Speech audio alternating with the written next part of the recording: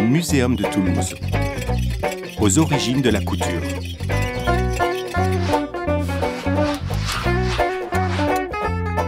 Un renne, dessiné en gris et découpé, broute l'herbe verte d'une plaine. Au loin, dans les montagnes peintes de couleur pâle, se dressent des tentes brunes triangulaires.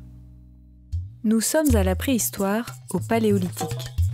Si l'apparition des aiguilles est extrêmement ancienne, 45 000 ans, tout laisse à penser que la couture est encore plus ancienne. Un mammouth passe, un bonhomme style fil de fer poursuit un cheval avec sa lance. Tu as 2 heures devant toi? Alors c'est parfait.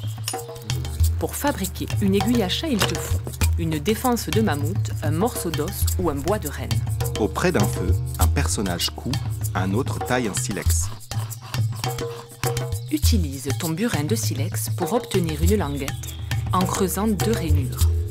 Une lame de silex, pointue, grave 2 longs traits côte à côte dans un morceau d'os.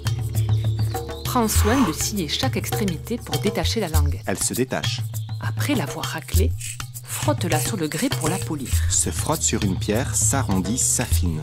Utilise alors le perçoir pour faire le petit trou du chat. Une pointe en silex creuse un trou au bout de l'aiguille. Un fil passe dedans. Petites, pointues et percées, les aiguilles à chat inventées à la préhistoire ont accompagné les hommes dans leur découverte jusqu'à aujourd'hui.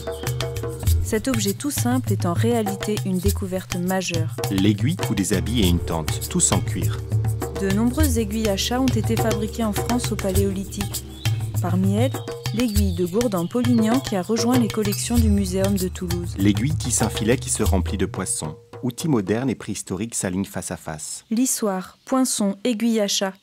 La magie du temps a transformé les outils de notre trousse à couture. Mais au fond, sont-ils si différents ? Aiguille en acier et aiguille en os, ciseaux actuels et lames de silex, dés à coudre et galets piquetés, bobines de fil et petits rouleaux de crin d'animal. Film réalisé par l'équipe de médiation du Muséum de Toulouse. Avec le soutien technique et artistique de l'équipe de la ménagerie à Tournefeuille.